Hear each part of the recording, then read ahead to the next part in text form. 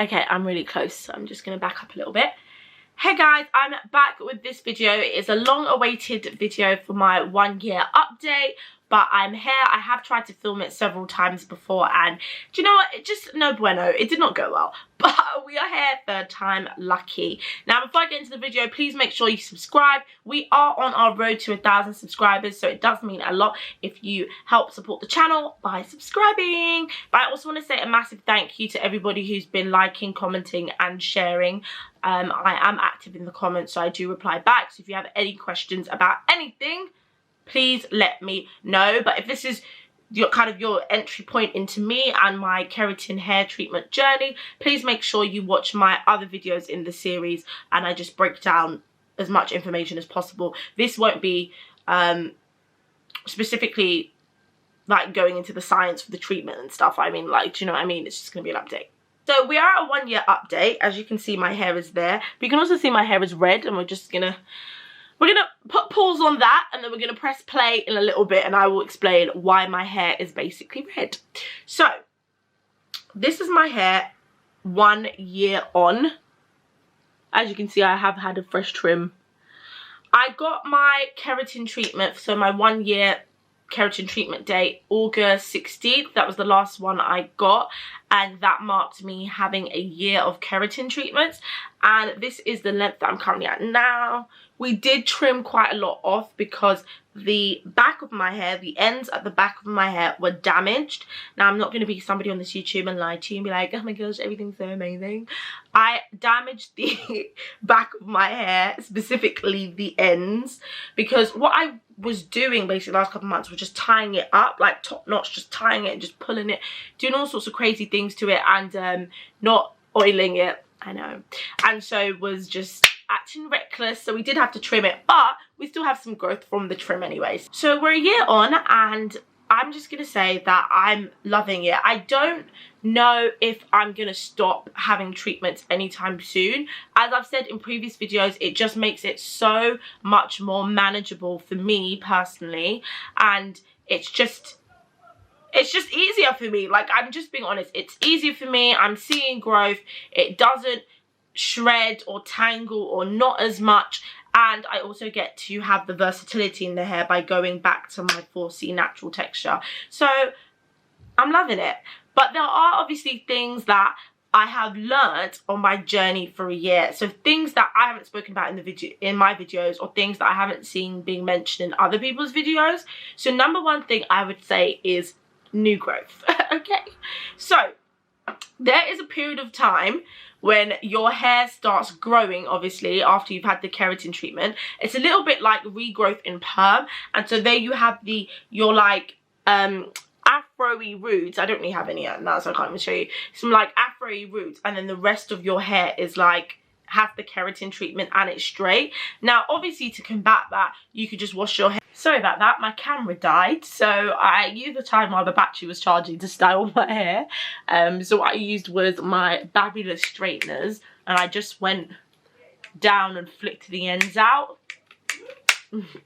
And then I just was like, what would it look good if it looked good on the side part, and let's just fluff it out a bit, and what would that look like? So it's a little bit obnoxious, actually. So I'm just looking in the mirror. Yeah, it's a little bit obnoxious, but that's just basically my hair for the moment. So obviously I've curled it out, so it's not actually showing its straight length at the moment, but you saw it earlier. As I was saying, I was talking about new growth. It is similar to your perm regrowth, basically, where you've got like the afro roots and then the straight ends. And so the way that I've been combating when my new growth gets a lot is just by wearing my hair natural. So I'll just wash it and just keep it to its usual 4C texture. That way the whole texture matches, instead of having like these crazy afro roots and straight hair. Do you know what I mean? It's a bit much. Obviously you can straighten your roots if you want to, because you have a lot of new growth, but you want to wear your hair straight, you can straighten it. But the way that my 4C hair is set up is when I put heat on it, it lasts for about 2.5 seconds. So there's basically no point of putting heat on it. It's just basically it. I keep because I feel like it's just like something else I learned in my 1 year journey. We talk about the red hair. So as you can see, the front of my hair is red. And that was where my hair was blonde. Remember I had the little lightning patch? I'll link the video somewhere around here about me dyeing the front of my hair blonde, and then I went back to black. Well, I went to go get my keratin treatment in August, and basically we finished my treatment and my hair was red. My hair was red. My hairdresser did warn me that there was a likelihood that it could strip out the dye in my hair, just because it hadn't been that long from when I had dyed it to treating it, to putting the keratin treatment in it. But I was kind of like, whatever, you know. And then that was literally like, whatever, because then I had red hair. And it was so crazy because I had to be a bridesmaid at a wedding and I had red hair. It was the most insane thing. And so I had to go buy this black hairspray and just spray it at the front. So at the moment, the front of my hair is red, and I have basically been back to my hairdresser once since my hair has been red, just so that he could wash it for me. Because, you know, I can wash my own hair, but I prefer not to. So it was still red by the time we finished it. And I just don't really have any plans at the moment to make it black again. I just can't be bothered right now. I just can't be bothered. So I'm just wearing the front of my hair red. When I want it to be black, I just put in that black temporary hairspray. You can wash the temporary hairspray out, but I've basically found that it fades out basically by the end of the day. So that's basically what I've been doing to combat the redness, which is crazy. So I'm sure there's more of a technical explanation as to why my dyed hair went red. And if I do find the technical explanation, I will throw it up on the screen. Right now, I can't remember. This was like 6 weeks ago, and it was all a bit of a blur, to be honest. In my 1 year journey, I'd say my biggest learns have been that although the treatment is great and it helps me grow my hair, I've still got to make sure that I'm doing the due diligence of looking after my hair, because as much as it grows, if I'm not able to retain it or retain length, it's just gonna keep breaking off, because that's what hair does if you don't look after it. And that's the biggest struggle for me. It's made it easier for me to look after my hair when it's in this state, but I'm still like horrible at looking after my hair, and that's exactly why I need such a hairdresser. And so all Boris's lockdowns and things like that have really taken a toll on me in this year, because it delayed some of my treatments, as you guys know through the videos. I had to do a lot of home care, and it was just not for me. Like, all of it was just like a no to the hell no. Heck no. So that's what it was. It was just like, and it was a no for me. And so that is one of the biggest things I've learned, is I need to make sure that I'm doing my due diligence of looking after my hair.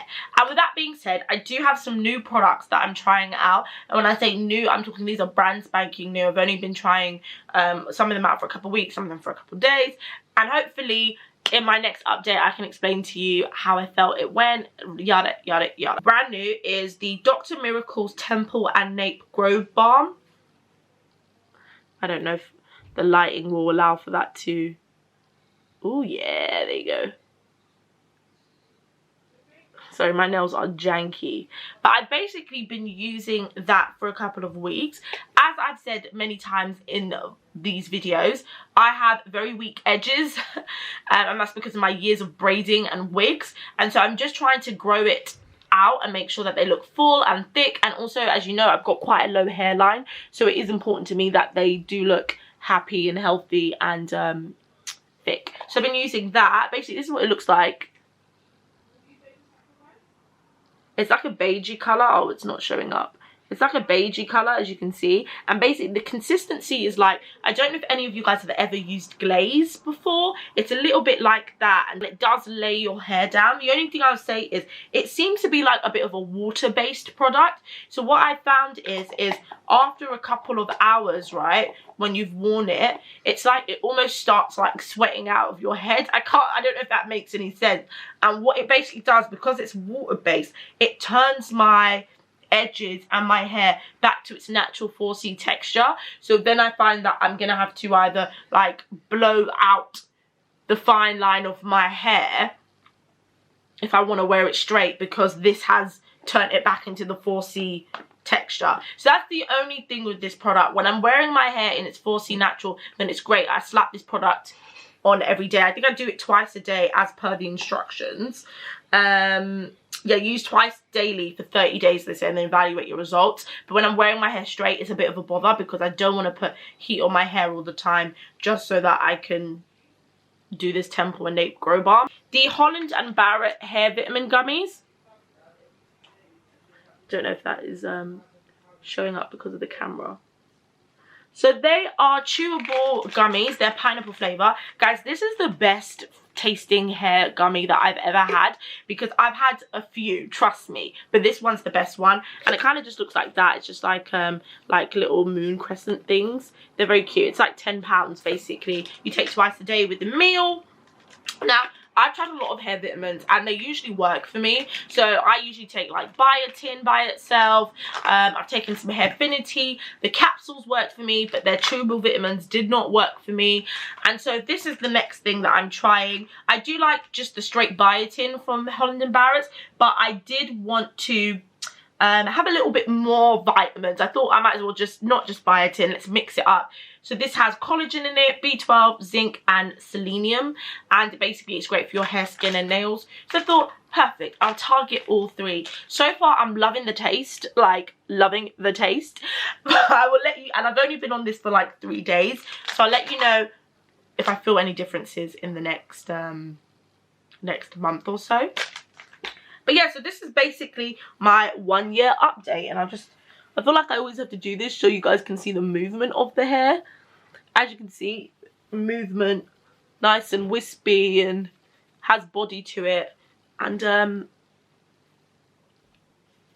just feel like I always just want to show you guys that.